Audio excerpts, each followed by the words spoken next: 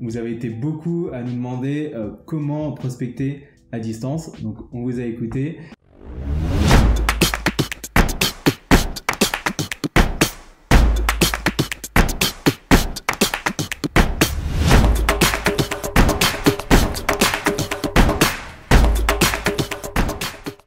Hello, aujourd'hui on voulait répondre à une question que nous-mêmes on s'est beaucoup posée. C'est est-ce que travailler à distance sans voir ses clients, c'est vraiment possible? Du coup aujourd'hui on te propose de structurer cette vidéo en deux parties. La première ça va être la prospection, donc l'avant-vente, et ensuite comment gérer tes clients à distance. Alors on doit déjà faire les gros yeux à entendre prospection. On sait que c'est un mot qui fait peur à beaucoup de gens, mais en fait on l'expliquera au fur et à mesure des vidéos, mais c'est vraiment essayer de créer des relations avec des personnes ou même créer de la valeur, leur apporter de la valeur. Du coup, généralement, quand on pense à prospection, c'est aller vers des prospects, des clients potentiels. Donc, soit tu peux faire du mail, soit généralement ce qui se fait, c'est tu peux aller discuter sur les messageries, donc sur LinkedIn, sur Messenger ou encore sur Instagram. Donc, ça dépendra de la typologie de clients. Pour ces trois façons de prospecter, nous, ce qu'on recommande vraiment, c'est de pas aller vendre directement son offre, aller vendre directement ses services. Donc, c'est une erreur que font pas mal de freelance, et c'est pour ça que la prospection, ils aiment pas trop ça, parce qu'en fait, ils se prennent des refus, et donc du coup, ils se pensent que c'est la prospection qui est pas bien. En fait, c'est juste, je pense qu'il y a une façon de prospecter, et donc l'idée, c'est vraiment d'apporter de la valeur et vraiment créer une relation avec ton prospect avant de vendre. En résumé, il faut vraiment que tu essaies de créer un lien avec ton prospect au premier contact, plutôt que d'essayer de lui vendre quelque chose tout de suite. D'ailleurs, on va y revenir à la fin de cette vidéo, donc reste bien jusqu'à la fin si tu veux en savoir plus. Après se pose la question de est-ce que je dois dire à mon prospect que je suis à distance et peut-être même voir à l'étranger, ou est-ce que je lui fais croire que je suis à Paris mais que j'ai pas forcément envie de le rencontrer ou de le voir. Donc voilà, est-ce que je dois lui dire ou est-ce que je dois mentir? Peut-être qu'on peut revenir déjà toi sur Ludo ton expérience. Ouais, alors moi déjà clairement j'en parle dès l'avant-vente. Donc en gros je signe aucun contrat ou aucun client sans lui avoir dit que moi je travaillais uniquement à distance. Je pense que c'est hyper important d'être transparent, parce que si t'as menti entre guillemets et que ton client s'en rend compte, ça va dégrader la qualité de la mission, ça va dégrader la relation, et toi tu peux te retrouver lésé par rapport à cette situation. Ouais, moi je suis totalement d'accord. Pour moi il faut être vraiment transparent sur ce point-là. De mon côté c'est pareil, je le dis dès le départ à mes prospects, ça me paraît hyper important d'être transparent. Il faut vraiment que tu arrives à le tourner en fait en force. Pourquoi toi tu as besoin de travailler à distance et pourquoi tu seras plus efficace en travaillant à distance plutôt que d'être par exemple dans leurs locaux. Après moi, généralement, si tu arrives à faire une bonne phase d'avant-vente, donc à bien convaincre ton prospect, moi par exemple je fais à peu près 2 rendez-vous avant de vraiment proposer mon offre. Je prends le temps de comprendre les enjeux, comprendre les problématiques de mes prospects. Comme ça, quand j'annonce que je travaille uniquement à distance, bien ça sonne comme une commodité pour eux, et ça passe comme vraiment quelque chose de banal. Et vu que j'ai déjà vendu mon offre pour eux, ils étaient déjà prêts à accepter. Donc pour eux, c'est juste une façon différente de travailler, mais je les avais déjà convaincus. Donc ça, c'est hyper important. Si tu arrives à bien structurer ton offre, avoir une offre qui répond à un réel problème, tu verras que ça va se transformer en commodité de travailler à distance, parce qu'ils ont tellement envie de travailler avec toi, donc pour eux ils seront prêts à faire ce sacrifice entre guillemets s'ils voulaient te voir plus souvent par exemple. On sait qu'il y a beaucoup de personnes qui prônent le physique pour les premiers rendez-vous avec ses prospects. Nous, comme tu le sais un peu si tu nous suis, en fait on s'est lancé en tant que freelance et directement on est parti en tant que digital nomade à l'étranger en Asie. Donc aujourd'hui c'est vraiment ce qu'on voulait te montrer, c'est qu'on peut trouver ses premiers clients à distance, 100% à distance, sans les rencontrer forcément en physique. Mais pour ça il te faut les bons outils et la bonne méthodologie.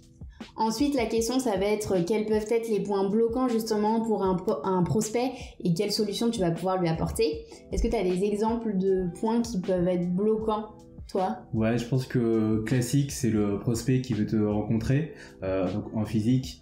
Je pense que c'est peut-être une question de confiance, il a besoin de te voir, ou il a peut-être besoin de te faire rencontrer l'équipe avec laquelle tu vas travailler. Je sais pas si toi t'en vois d'autres. Ouais, il y a aussi assez classique, il veut que tu bosses justement avec les équipes ou que tu bosses dans leur bureau. Ça c'est quand même un exemple assez récurrent. Du coup, comment gérer la situation si ton prospect te propose ça, soit de venir travailler avec ses équipes, soit de travailler sur place, soit de le rencontrer et que toi tu es à distance et que tu ne peux pas. Si on a un conseil à te donner, pour nous c'est vraiment à toi de prouver que tu peux travailler à 100% à distance et peut-être même encore mieux parce que ça te fait du bien, parce que c'est ce dont tu as envie. À toi de prouver que tu peux gérer ton projet de A à Z même si tu n'es pas là. Et à toi de montrer aussi que tu as l'habitude, tu l'as déjà fait, même si tu ne l'as pas déjà fait. Renseigne-toi sur les outils à utiliser, quelle méthode tu vas utiliser et on y revient justement dans la partie 2. Donc, avant de parler de la relation client, juste un dernier point, est-ce que nous, le fait d'être à distance, ça a changé quelque chose pour nous? Clairement non. Après, il y a peut-être des points liés au networking, par exemple, pour aller, imaginons que tu vas sur des salons pour rencontrer tes futurs prospects ou pouvoir faire des cafés avec des gens plus de manière informelle. Ça, pour le coup, en étant à distance, on n'a pas pu le faire, mais on n'a pas trouvé que c'était quelque chose de vraiment, vraiment embêtant. Maintenant, on va passer à la partie 2. Maintenant que tu as ton client, comment gérer cette relation client à distance? Alors déjà, un petit peu avant la partie relation, il y a une partie qui est un peu plus en amont, c'est t'as signé le contrat, mais comment tu débutes un petit peu la mission, comment tu fais un onboarding. Déjà, une première chose, c'est d'essayer d'établir, c'est même pas essayer, c'est établir un contrat avec ton client. C'est toi qui vas un peu décider les termes de ce contrat. Moi, un truc tout bête, j'ai un peu mis une clause digital nomade en disant que je serais amené à être sur différents fuseaux horaires, mais que c'est toujours moi qui allais m'arranger pour que l'horaire de rendez-vous, si on doit faire un Skype, ça va pas gêner mon client. Donc du coup, même si moi je dois faire un call à 22h, c'est pas un souci, parce que je privilégie du coup la relation avec le client et c'est plus à moi de gérer vu que c'est moi qui impose ce rythme à mon client. Après, on te conseille aussi d'avoir un processus d'onboarding. Donc, en gros, un onboarding, c'est comment tu démarres une mission. Donc, techniquement, si tu as une offre que tu as bien ficelée, tu dois savoir ce que tu dois faire pour démarrer une mission. Donc, je reprends l'exemple personnel. Donc, moi, pour les publicités Facebook, donc il faut que je me connecte au compte Facebook de mon client et que j'ai encore quelques petites informations de sa part. Donc, j'envoie un fichier, un lien, même j'ai créé carrément sur mon site une espèce d'onboarding assez sympa, assez dynamique, et ça propose en 15 minutes à mon client de donner toutes les infos dont j'ai besoin pour que je puisse démarrer. Donc je fais un petit tutoriel vidéo en disant moi j'ai besoin de ce code qui est sur vos comptes Facebook, j'ai besoin de ça, j'ai besoin de ça, j'ai besoin de ça, et je le mets dans un petit document. Comme ça j'ai tout et ça prend 15 minutes et pour le client c'est pas compliqué et j'ai pas besoin de dire je vais dans les locaux, je demande au client d'avoir ça. En fait là j'ai tout en ligne et c'est très très rapide. Du coup, dès le démarrage de ton projet, on te conseille vraiment de créer des process avec ton client. Dans les process, tu peux te dire à quelle fréquence on va se faire des points d'avancée. Est-ce que j'ai besoin de lui dire tous les jours sur quoi je travaille aujourd'hui? Est-ce que il me laisse un peu vivre ma vie et avancer et je lui fais un point récap toutes les 2 semaines? Tu peux aussi dire sur quel outil tu vas utiliser pour discuter et échanger avec lui. C'est pas forcément par email, tu peux très bien utiliser d'autres outils comme Slack qui sont beaucoup plus simples. Voilà, dans le process, après tu mets ce que tu veux, évidemment, c'est ce qui t'arrange et toi, ta manière de travailler. Mais c'est d'être vraiment, encore une fois, transparent sur comment on va travailler ensemble et qui a un côté très rassurant, je pense, pour le client et pour toi aussi. Donc pour rebondir sur le sujet, quand tu travailles à distance, il y a un point qui est extrêmement important, c'est la communication client. Quand tu es à distance, vraiment, tu dois réussir à donner des nouvelles régulièrement à tes clients.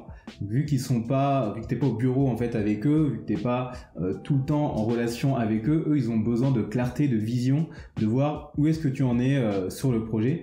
Donc essaie de donner des nouvelles régulièrement, même si tu envoies un mail qui va te prendre 10 secondes en disant aujourd'hui j'ai fait ça, ça va rassurer ton client et comme ça la relation va être beaucoup plus sereine et il n'y aura pas ce côté un peu de ton client qui voudra te fliquer pour savoir ce que tu fais car tu auras pris les devants et c'est toi qui vas dire au quotidien ou peut-être tous les 2 jours ce que tu es en train de faire sur le projet. Il y a un autre point qui est hyper important dans la relation client à distance et je pense la relation même client en général, c'est vraiment de pas hésiter à faire des bilans sur ton boulot, que ce soit pour une petite mission mais encore plus pour des missions long terme. Chaque fin de mois, fais un bilan avec ton client, ce qui s'est passé, alors déjà tes résultats, qu'est-ce qui allait, qu'est-ce qui n'allait pas et qu'est-ce qu'on peut mettre en place justement pour éviter peut-être les problèmes qu'on a connus ce mois-ci. Toi, ça va te permettre déjà de connaître ta valeur, même pour toi, faire un bilan de ton travail et voir tes résultats, c'est hyper important. Ça évite un peu aussi le syndrome de l'imposteur souvent. Et autre chose, c'est hyper important d'avoir des feedbacks de tes clients, que ce soit positif comme négatif. Comme ça, tu sais sur quoi tu as besoin de travailler, tu sais sur quoi tu dois te former. Après, il y a encore un autre point, c'est vraiment pas hésiter à poser toutes tes questions. Je sais que parfois on a un peu du mal à poser les questions parce qu'on a l'impression peut-être d'en poser trop ou qu'on va déranger la personne, qu'elle a trop de boulot, etc. Mais s'il y a bien un point qui est très important aussi, c'est de vraiment pas hésiter à poser toutes tes questions. Ça va te permettre de débloquer les situations et d'avancer. Plus tu poseras de questions, mieux tu seras vu aussi par ton client.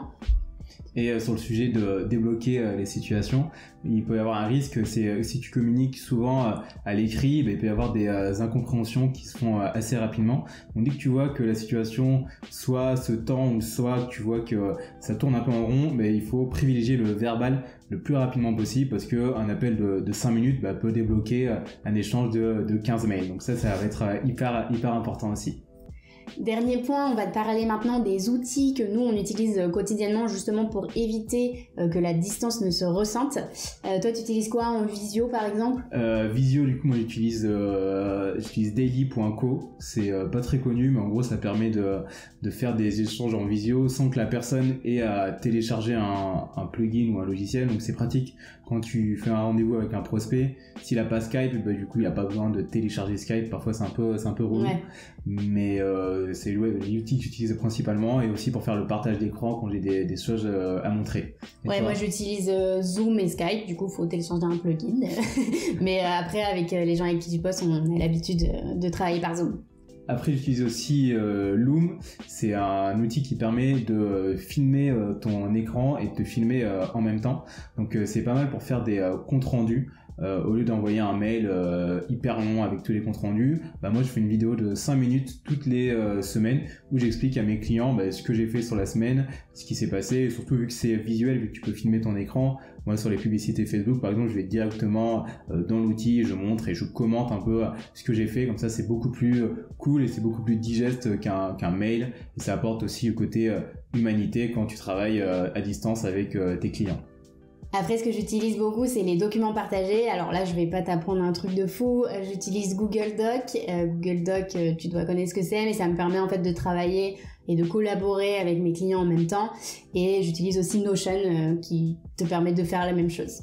Vous avez été beaucoup à nous demander comment prospecter à distance, donc on vous a écouté. On est en train justement de préparer un atelier sur ce sujet, donc si tu veux être tenu au courant de quand est-ce qu'on va sortir cet atelier, n'hésite pas à t'abonner à nos mails, le lien est en description. Si tu es déjà abonné, ça arrivera très rapidement. Toi, dis-nous en commentaire si tu as déjà travaillé en 100% à distance comme nous, si tu as déjà essayé, quels ont été les points bloquants, quels outils tu utilises. Vraiment, on est curieux aussi d'avoir ton feedback sur le sujet. Du coup, on te dit à très bientôt. Salut. Salut.